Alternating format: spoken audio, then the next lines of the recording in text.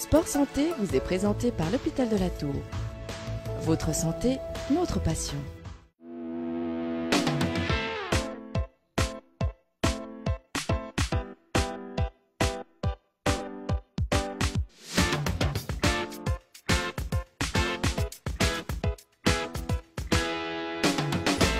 Bonjour à tous, bienvenue, merci d'être avec nous dans ce magazine Sport Santé. Aujourd'hui, l'occasion, juste après les Jeux paralympiques de Sotchi, de nous intéresser, et il le mérite bien, aux sportifs handicapés. Tout de suite, la parole au docteur Souel Sayeg. La vie d'un sportif handicapé, par exemple pour les Jeux de Sotchi, n'est absolument pas comparable à la vie d'un athlète normal, s'agissant de la préparation à la performance elle-même, qui va du lever, dès le lever, un athlète normal, sa journée plutôt bien codifiée, le petit déjeuner, l'aspect entraînement, le repas, l'aspect entraînement dans l'après-midi et les préparations. Il ne tourne pas autour de cette préparation athlétique toute la préparation ou du matériel fauteuil ou de l'orthèse ou de la prothèse, disons, de la personne amputée. Et tout ça, c'est une préparation minutieuse de chaque instant qui commence dès le lever le matin, au coucher, vérification de la peau, vérification du matériel, que le matériel n'ait pas subi des chocs qui peuvent blesser ou le membre amputé ou l'athlète en fait paraplégique avec son manque de sensibilité au niveau de l'atteinte. On va prendre l'aspect, si vous me permettez, l'aspect un petit peu le plus simple, c'est la personne amputée.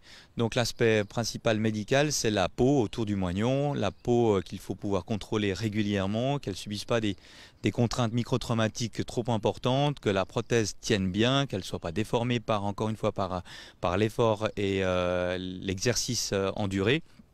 Donc ça, c'est encore une fois, c'est quelque chose que l'athlète doit vérifier continuellement. Pour l'aspect plus paraplégie, là on a affaire à des troubles complètement, donc naturellement différents, où là encore l'aspect cutané vient presque au premier plan, avec les forces de frottement dans le fauteuil, éventuellement les problèmes de frottement dans la coque ou bien dans le matériel dans lequel l'athlète se place pour effectuer sa discipline. Et là aussi, il faut faire attention, naturellement, d'examiner toutes les régions, les fesses, les cuisses, les flancs, toutes ces régions-là qui sont donc insensibles chez la personne paraplégique. Ensuite, s'ajoute à ça, donc dans sa journée marathon, presque ce sportif handicapé, les problèmes donc vésico-sphinctériens qui existent chez les personnes paraplégiques, où il faut s'en occuper encore une fois du matin au soir, les problèmes de vessie, les personnes paraplégiques ne ressentent pas en fait l'envie d'uriner. Donc là, il y a encore tout le matériel qu'il faut aussi avoir avec soi, ou sur le lieu de l'entraînement, ou naturellement à l'hôtel en déplacement, ou donc en ville, hein, on ne parle pas que du sportif olympique. On a encore les aspects donc, respiratoires, selon le niveau d'atteinte. On peut avoir plus ou moins de difficultés à s'oxygéner avec la bonne puissance, la bonne force en fonction de l'effort demandé. Et puis enfin, donc mis tout ça ensemble, on a une journée qui est bien complète, bien lourde pour cette personne-là.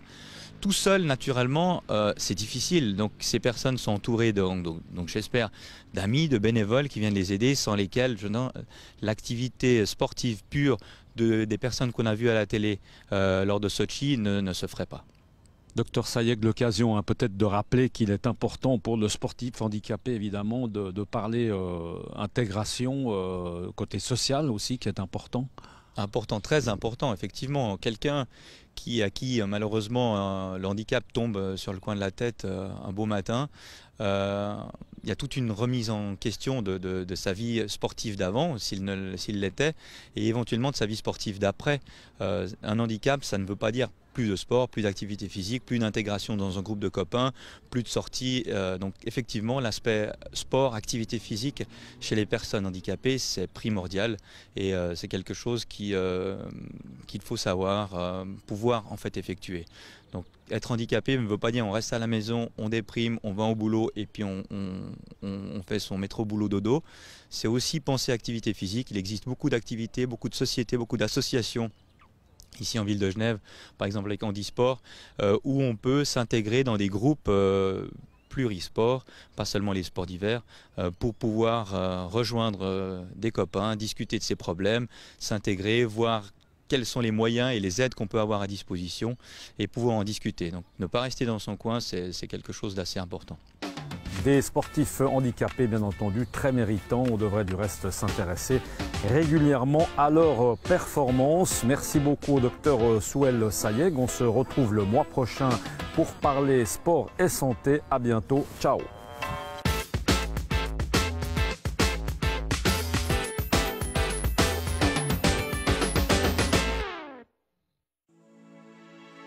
Sport Santé vous a été présenté par l'Hôpital de la Tour. Votre santé, notre passion.